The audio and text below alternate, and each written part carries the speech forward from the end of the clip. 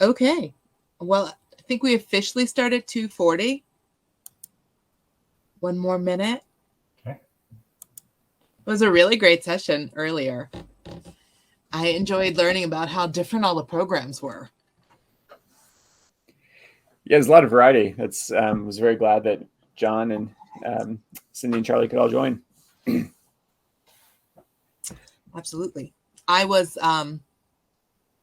the director of the SBDC at Temple University, and we won one of the prizes to help facilitate people to get SBIR, to complete the grant application. And then we were working with energy and companies and trying really, really hard to get people into that first round, because it is so much work, right? I mean, those applications, especially the first time you see them, are intimidating, right? Yes. Well, another reason, we didn't even get into it because there wasn't that long of a session, but another reason I always enjoy getting to talk about the matching programs, that John in particular, is that one of the hats that he wears is working with academic researchers who are interested in evaluating these programs. And there's been a lot of interesting research, at least that originated at UNC, although I think everyone I know who was involved is maybe at different institutions now, but looking specifically at the impacts of the state matching programs. So it's great to have that kind of rigorous background to if these programs matter. Yep. Yeah. One of the things I thought was common among all of the participants in the panel was the state allocation, and how you're not necessarily in control of your own destiny year to year because of the budget process, which comes through the state. And I was really curious because, of course, policy drives everything. And I was curious, John, to know what you do working with the state to try to increase your budget. And it's always that, how do you create the compelling narrative, and what are you measuring? And these are long-term investments. You can't go next year to back to the legislature and say, this is what happened in the past year from this year's investment or whatever. So, how do you navigate that? So, well, we definitely do track metrics, but like you said, it's hard to get an impact after just a single year. But we've been running the program long enough now that we do have kind of a track record of metrics. And actually, it's pretty impressive when you aggregate over the years. But what we've also found is that the metrics they're often necessary, but often not sufficient. You've got to have them if asked. But in terms of getting money from the legislature, it matters as much that you have the right people making the right ask at the right time of the right people. And I, as a state employee, am not allowed to advocate on behalf of my own program. We do have a lobbyist at the North Carolina Department of Commerce who does that, but he also has a full suite of programs that he has to advocate for. And so we're just one of many. So this is where having a 25-member board comes in handy. Some are very politically well connected and others are not, but those who are often will step up and kind of go to bat. And what they can do is open doors and get meetings that, if we're invited to participate, we then have the opportunity to present those statistics and anecdotes too, and stories. Those go often as far as the statistics do. We also work with external organizations such as North Carolina Bio, which is the Biosciences Industry Association organization in the state. And they lobby at both the federal level and the state level. And about half of the grants that we give out are to companies in the life sciences field. And so they have a very vested interest in this. And so they're in there lobbying just as much or more as our Department of Commerce lobbyist is. So it's definitely a team effort. it's a little hit or miss, and it's often not in our control.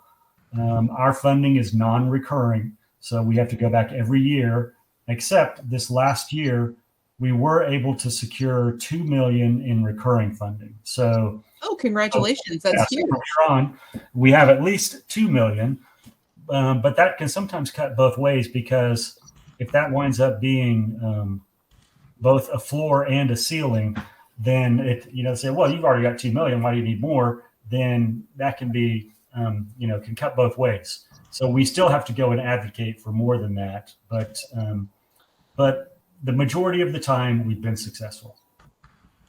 That's great to hear. We have some questions in the chat.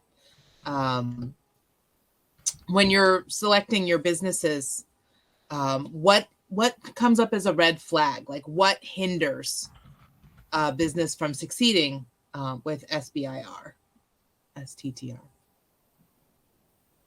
So just in general, do you mean with our matching program, or just in general with the SBIRs and STTRs? Let's do both, because okay. I think that people who are watching this might, are in all different stages of the process. Some people might just be learning that these programs exist, and some people might really, be experienced in the system. So I'll go first. So, and I should tell you, I am not an expert with respect to the federal SBIR and STTR programs, even though we've been running this matching grant program since 2006, and I've read my share of applications. I've not received an application, an award myself, and actually executed on one. But usually there's at least two basic dimensions. There's the technology dimension, and there's all sorts of ways you can fail on that dimension. And then there's the kind of business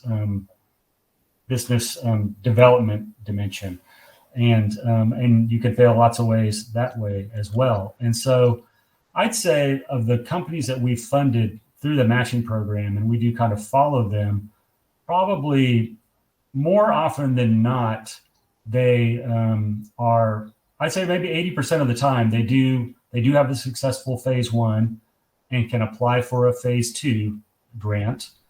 And about 50% of those that do apply do win a phase two. And so technologically, at least, they do seem to be succeeding, although there is a certain percentage that either just doesn't succeed technologically and the project ends.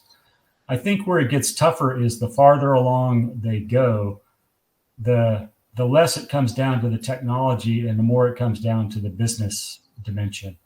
And this is not my area of expertise, but I know you can have the greatest product in the world, but if you don't have the right plan, if you haven't done your customer discovery right, you haven't done your competitor analysis correct, and all the myriad other things that you have to do, it still can fail.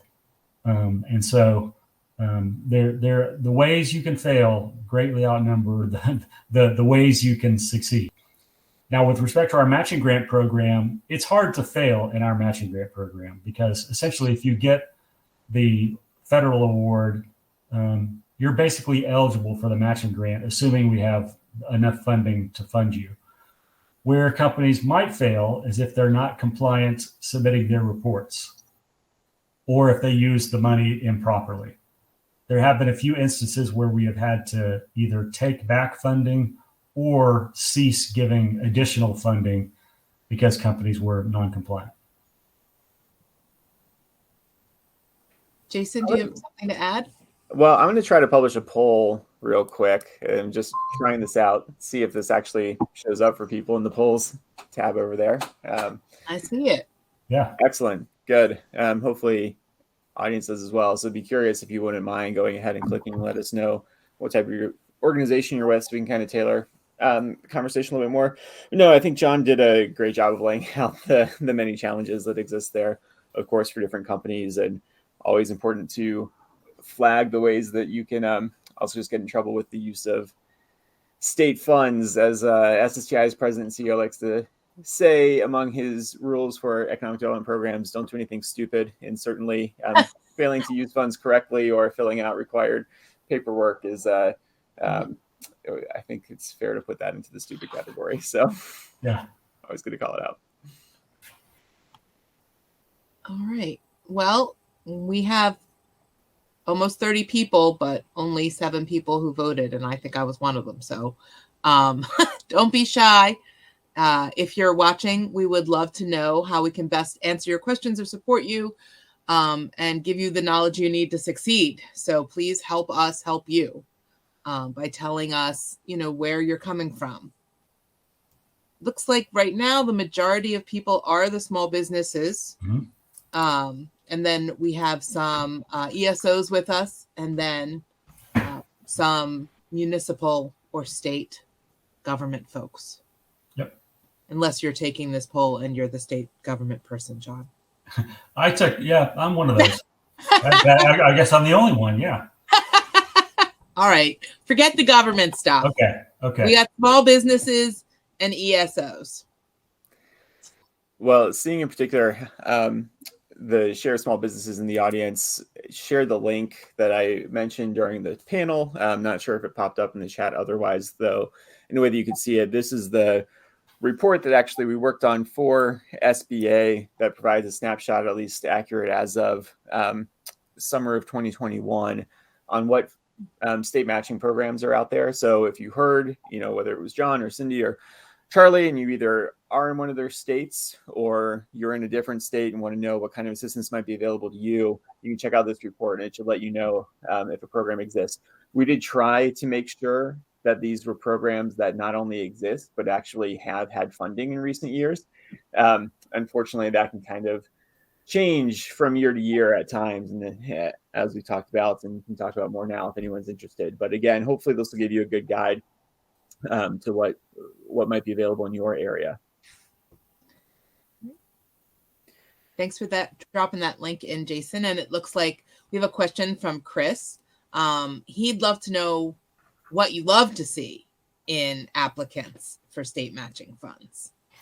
What gets you excited about supporting some of these requests? Good. So I'll answer that. So our program is not competitive, and so again, if they meet the basic requirements and we have funding, they get funded.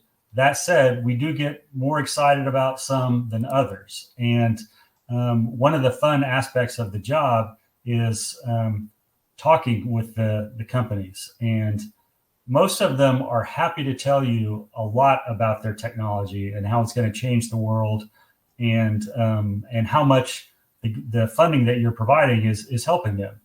And there's just no lack of cool, important technologies being developed and commercialized. And so there are some that are just so passionate that you could just listen to them forever. And so, they may not have the best idea in the world, but some of the times their passion can make up for that.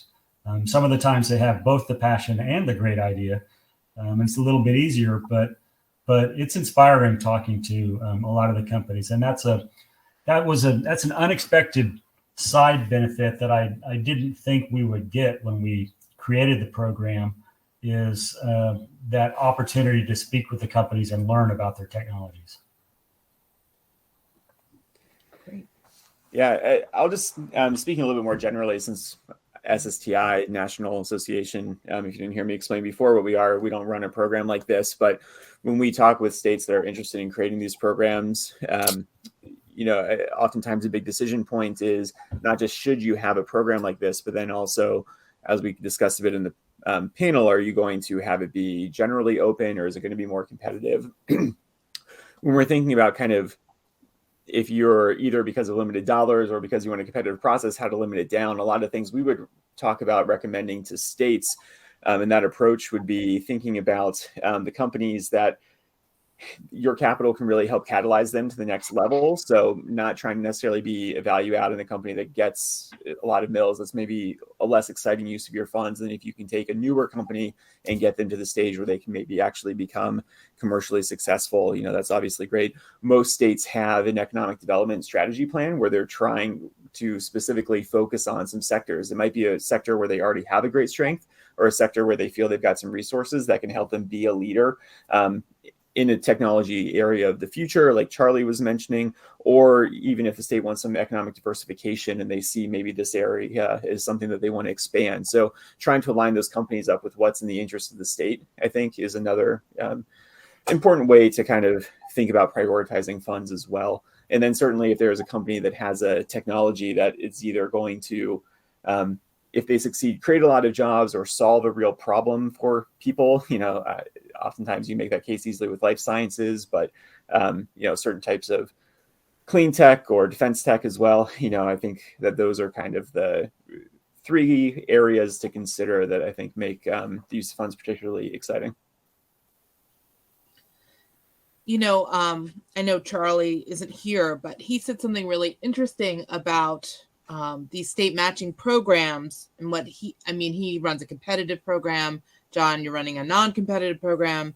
Right. But he said, he really looks at the difference between creating a company or jobs and creating an industry. Right. And I thought that was, kind of meaningful difference. And you've already said, that you have certain sectors or industry clusters. And I think, as we talk about building ecosystems, which is, the big picture of why we're here, we really do look at clusters of innovative businesses that kind of go together, industry sectors. Mm-hmm. And Jason, you were just talking about the fact that looking at the state and the industry sectors that a state is pushing. Like, what do you think about the idea of, the importance of geography for these kinds of programs? Because it is really, would you suggest an entrepreneur move states if the industry they're looking at, has a larger focus in another geography? Yeah, well, I think there are a few really interesting things to pick up on there. One, first, the kind of orientation around the industry versus not. Something important, I think, to point out about Massachusetts is that is arguably, on a per capita basis, the strongest innovation economy in the country. And so I think it definitely is appropriate for them to have a very kind of fine-tune a particular view on their program in a way that other states that are just trying to hey, we'd like our 15th SBIR award might take a very different approach to having a program like this. So just want to highlight that.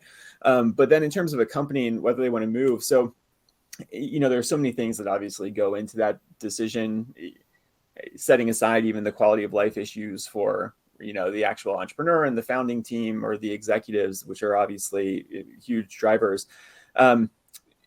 There can be value certainly in moving to a place that has a strong cluster. If you're in a business, if your role within that industry cluster is in a business to business environment, certainly being close to your customers might have some advantages to you. Or if you're really trying to use research from a certain type of, in a certain sector, or maybe I know some companies, they're even in a sector that's so specific that there are just not literally that many research labs that can even do the work to help them do their product improvement testing. So certainly thinking about relocating in those types of situations might make sense. I will say, and hopefully I'm not mischaracterizing this research, but my understanding is that if you look at a lot of the academic research around clusters, you will see that an area that has a concentration does get benefits to sales and productivity that just go beyond what you might expect from the same companies if they're not concentrated. So I think at a regional level, there is then also some value in that happening. Whether or not the individual company feels it, might be a slightly different question. But those are a few kind of considerations without trying to provide actual advice to companies, not knowing their situation. Yes. Yeah. These are the personal opinions, not the advice of the SBA or any particular state, although John might be trying to lure you. We always welcome new companies in North Carolina, but our program is not designed to be an incentive program that lures companies in, although there are companies that have moved because of the program that we run. The number's relatively small, but the legislation that authorizes the program structures it in a way that they can't move to the state, get the grant, and then just leave the state again. I mean, they have to stay, they have to have their principal place of business in the state, and they have to stay stayed with their principal place of business in the state for at least 3 years. And so, so it is designed primarily to help existing companies, although some companies do move and stay. So there's actually a question here, not in the chat, but in the Q&A portion, about options that are available in California for companies in biotech and life sciences. So those are two of the states that do not have an SBIR matching program. So you won't find a program like the kind that we've been talking about available to you in either of those states. California, in a lot of ways, does not have as much on the kind of formal programming side for innovation companies. Obviously, California has several of the country's hotbeds for investment activity. And so the state just hasn't put as much, I shouldn't say that that's why, but you have seen the state not put as much state programming into this support. However, the University System of California certainly operates quite a few commercialization centers and entrepreneurial assistance centers. California is one of the states where the SBDCs, at least in many areas, are really good on tech and innovation. I think some SBDCs that maybe isn't quite the same level of strength, but from what I understand, California does really have that as a strength there with those centers. So it might be worth talking to in that front. And then there are also quite a few nonprofit as well as private incubators and accelerators throughout the state who might be able to help you. On the Washington side, the state of Washington does make quite a few investments in clusters. I'm not sure off the top of my head if life sciences is one of the ones that they've invested in. There is a Washington Life Sciences Association that works quite a bit with companies and engages a lot on the policy front as well. And so should be able to help point you to some resources. And the University of Washington also is pretty active in supporting new tech companies out there. And I would assume would have an interest in life sciences as well. So handful of recommendations for you. I love the focus on, other ecosystem partners. And I know we talked about the pipeline in the main session, but I would love to hear if you have other partners that you feel complement your work, John, besides the SBDCs, which are phenomenal. I might be a little biased, but yes, absolutely. And so we don't work in isolation. We do work, in an ecosystem. Every state has an ecosystem. The SB in North Carolina, it's called the SBTDC, Technology Development Center, is very much a partner with us. They help more on what I would call the front end or the pre-proposal stage, where they help companies learn about the SBIR and SGTR opportunities and apply for the right opportunities and apply in the right way. So they refer companies to us, and then we refer companies to them as well. Another big component, a player in the ecosystem that we work with is the North Carolina Biotechnology Center, which is a 501c3 organization it's been around in North Carolina for more than 30 years now. And it really is, it's comparable to the North Carolina Department of Commerce in many ways in that, but it focuses on the life sciences. It has everything from early stage grants to loan programs to information resources to business recruitment. And they refer people to us, we refer people to them, particularly when a company has gone as far as they can go in our program, but are ready for maybe a loan or for a larger later stage grant, which they potentially could get through the Biotechnology Center. We work a lot with the universities, a lot of the companies, probably at least a third to a half of the companies that we give grants to through the matching program are either officially spin-outs of the universities, or if not spin-outs, at least have some sort of linkage, either because they have an STTR and they have to subcontract with the university, or they just use the university facilities or something along those lines. So it's not just us and the companies by themselves. We almost always make some sort of referral to either an entrepreneurial support organization or a university that can help them increase their success.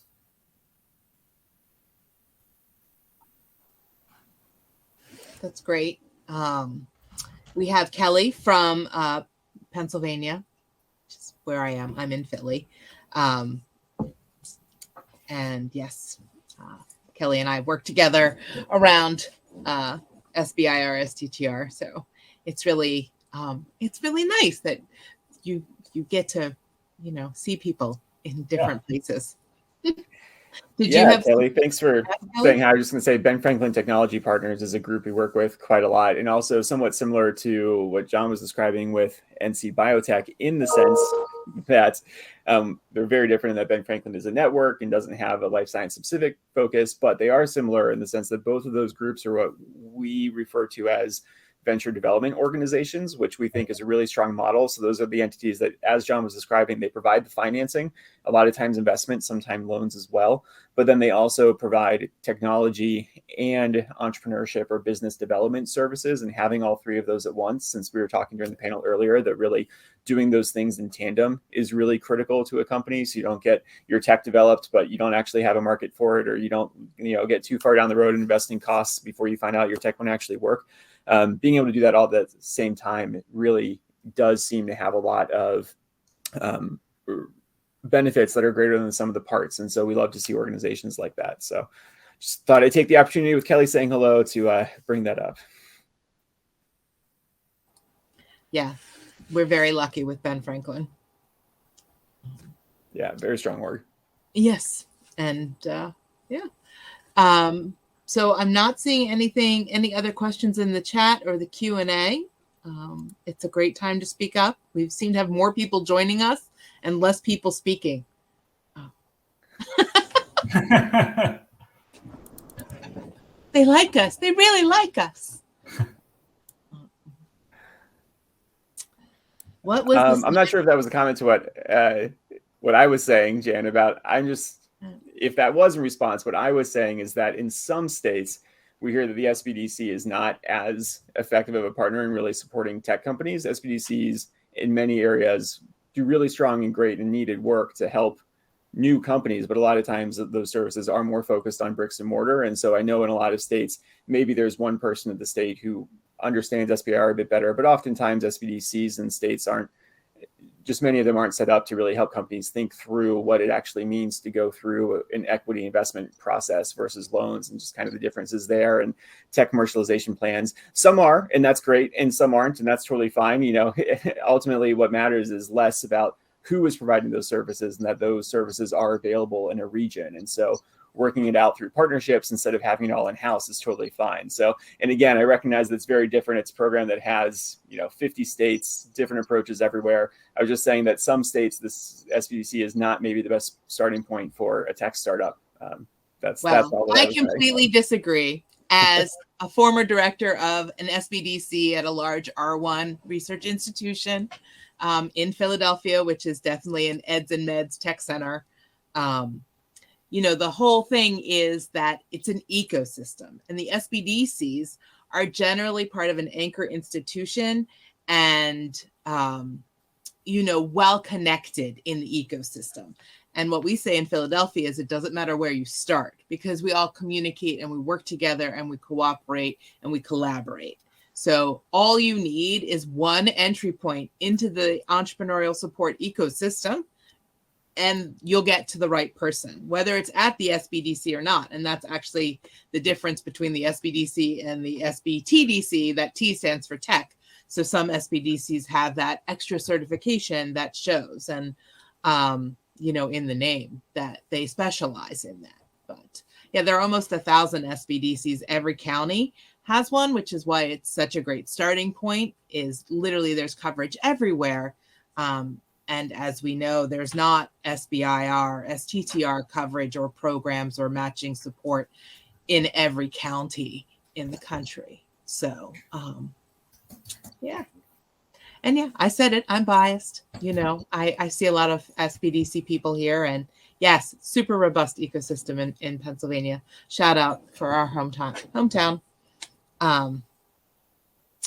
All right, Ohio. Anybody have ideas for Isabella in Ohio? Looking for protein-based biotech. So ag tech? Yeah, so I'm SST Iowa National, but based in Columbus, Ohio, actually. So Ohio has quite a few organizations. The state has funded multiple networks. There are a lot of support groups specifically looking for non-dilutive funding. Depending on which part of the state you're in. So Ohio tends to focus more on regional networks as well, instead of having one central entity in your state. So Isabella, if you want to let me know which part of the state you're in, it can be a little bit more specific. But if you go to the state of Ohio's website, for example, Third Frontier, so near the Columbus area, great. So the entrepreneurial services, or maybe they call it entrepreneurial signature partner now in Central Ohio, is Rev1 Ventures. And so they're a great organization to look at. They're a venture development organization, like I was talking about before. They provide tech and business assistance, as well as mostly capital investment. So if you're not looking for that now, you're not required to get an investment from them, but talking to them about other services they provide may be helpful. The state of Ohio also is very active in supporting manufacturing extension partnerships. That's another program that exists in every state in the country too. So that would be a place to look as well, because you have that manufacturing focus that you mentioned there. And then, of course, depending on where your tech is coming from or what you're doing, Ohio State University as well is obviously located in the area, and the tech commercialization office provides quite a bit of support too. So those are 3 entry points to consider. I didn't know you were in Columbus. I'm a Buckeye. I did my grad work at OSU.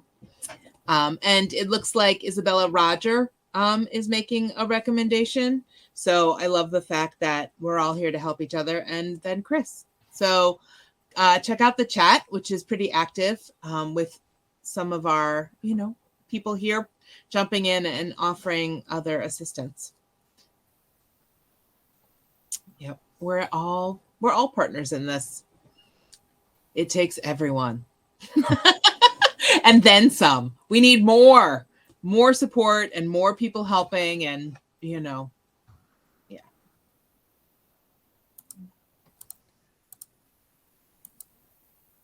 Any other questions that anyone sees coming up in the chat? I don't see anything, but something just popped up in the Q&A.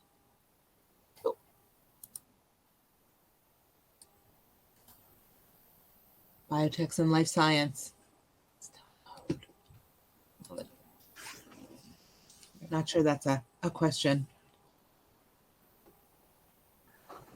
Hey, Mara, one thing I'll add is, and this kind of follows up on your question about why companies fail, is that a couple of years ago, one of my teammates and I, Dave Kaiser, and I teamed up with a professor from the University of North Carolina at Greensboro, who's an expert on federal programs like this.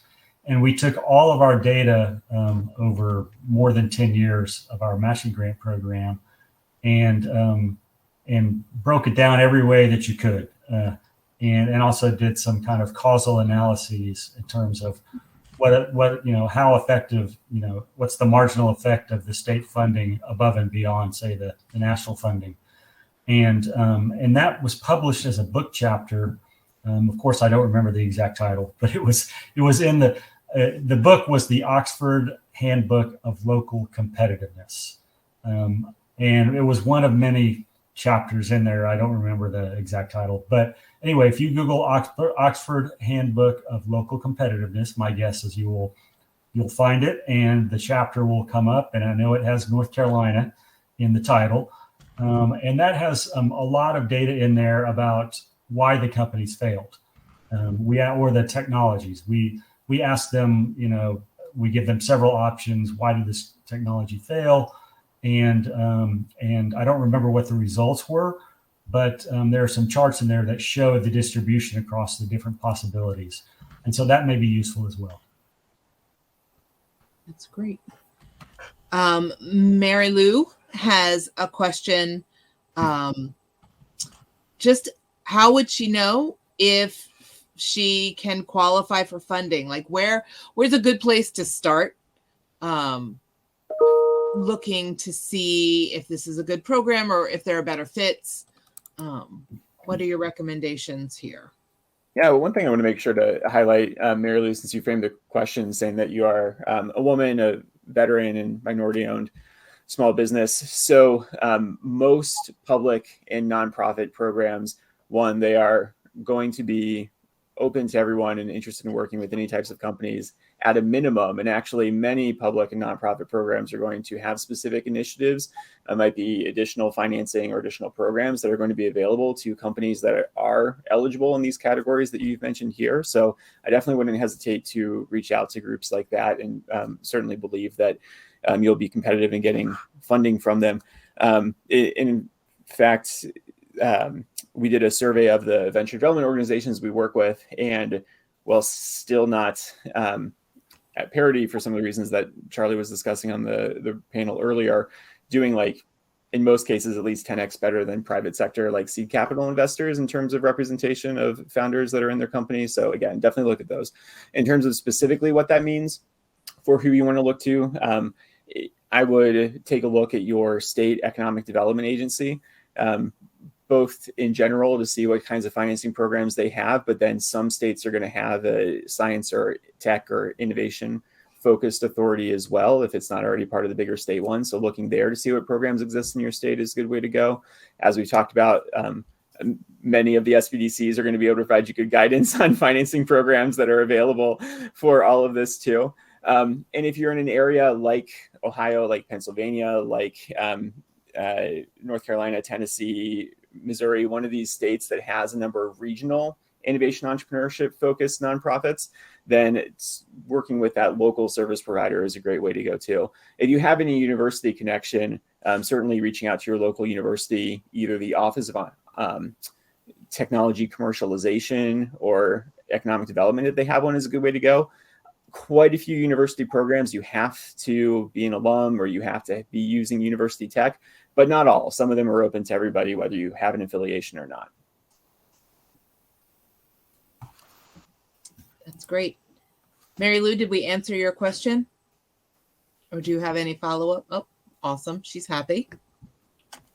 I'll also add, I don't know where they source it from, so I don't know exactly how all-encompassing it is, but I know quite a few groups, at least they get money from SBA to provide support to entrepreneurs, are listed on this local assistance directory that I put in the chat here. There are other groups that exist beyond this, but at least you'll be able to find quite a few on this site.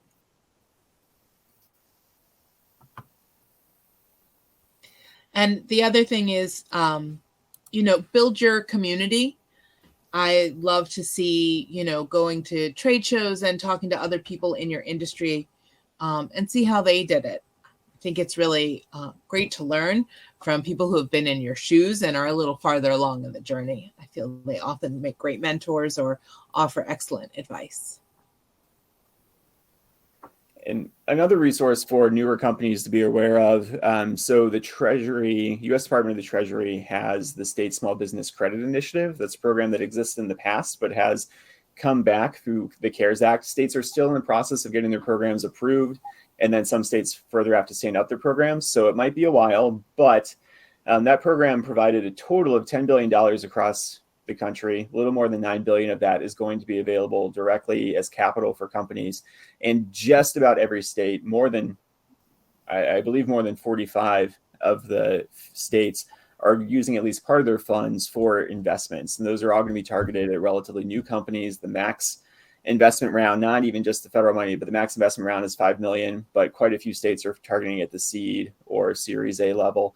So if you are a new company, or if you're someone who works with new companies, paying attention to how your state is using the State Small Business Credit Initiative, or SSBCI funds, is a really good thing to do.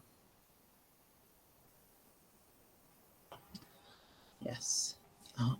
The government is here to help. I'm with the government and I'm here to help. Yep. 9 scariest words, right? Sorry. My political science side is showing there. Okay. Other questions? Any other thoughts before people start to get ready for the next session?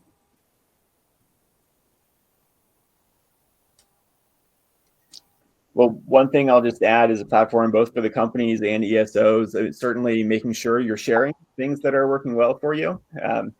SBIR .gov, I should say, has a list of success stories, but it gets out of date. So certainly making sure you guys add on the great work that you're doing, or if you work with an entrepreneurial support organization, make sure you go let them know when you have, new sales for your tech, or you have new employees. John, like he mentioned, North Carolina has that survey, but getting those stories out and surfaced makes the job of those of us who are not like John in the state government and trying to advocate for funding these programs makes our jobs much easier. So make sure you're sharing your successes up the chain with everybody. And I'll add on to that, Jason.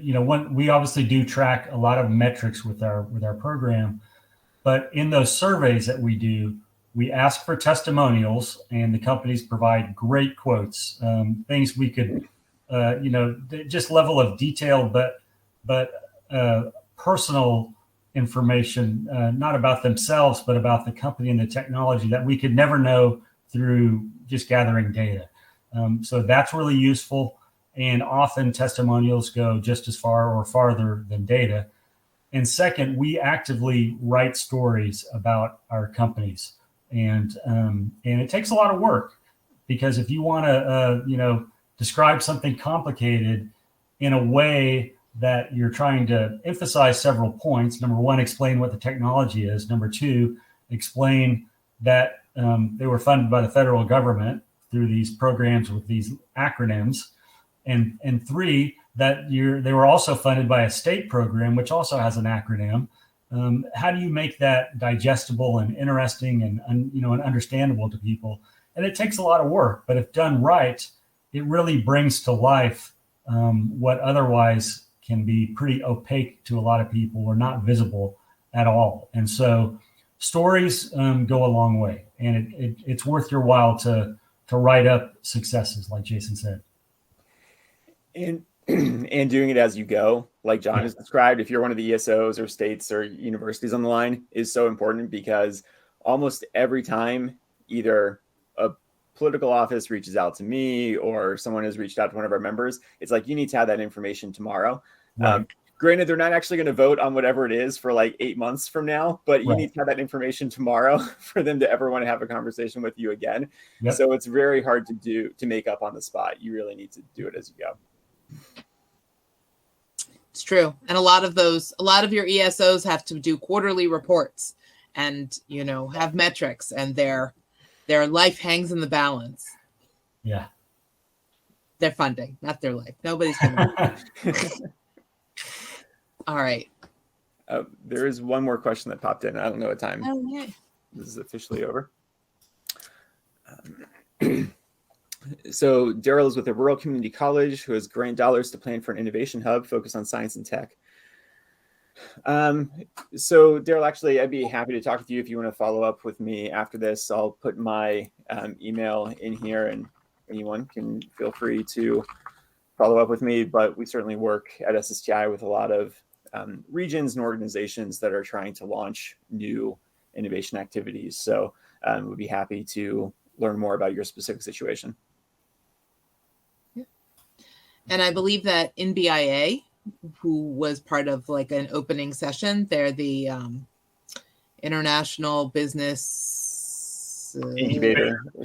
Incubator Association, something.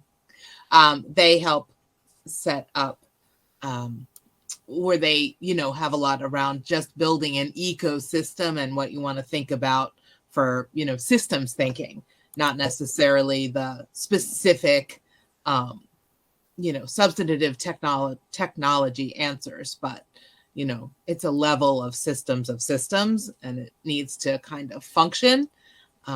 So thinking about how you organize a hierarchy and communication systems and other structures that go into ecosystem building. They can help. Yeah, absolutely a great group, and we work with them a lot. Yep. So many great groups. So exciting to be part of this. Okay, we have 2 minutes left. The session ends at 3:25. So last parting words of wisdom, Jason and John. Well, what I would say is, and Jason did not pay me to say this, is that SSTI has a lot of good resources on its website, and they also have an annual conference. They also have a weekly digest email that they send out, and it's free and it's very useful. And a lot of the questions that came up here have been addressed in some form or fashion through those resources. SSTI doesn't have all the answers, but they are a thought leader on a lot of these issues. Well, certainly appreciate that. Unpaid endorsement there. So thank you very much. And for, I guess, not sure my words of wisdom are, but just also, and certainly feel free to check out our website. It's ssti.org. You saw the email extension there. Also be very curious and open to following up with anyone. We're trying to put out new resources all the time. We've been helping SBA and established with the America's Seed Fund monthly newsletter that you guys are seeing. So understanding if or how that is or is not useful. We don't have a particular dog in that fight. Want it to be helpful for the companies. So I'm very open to seeing that. John's giving us the hook here, so I'll stop there. Perfect. Well, I want to thank you both for answering so many questions and offering so much great advice and support to all of our small businesses and ecosystem support people. So thank you very much, John and Jason. All right. I'll see everybody back on the main stage.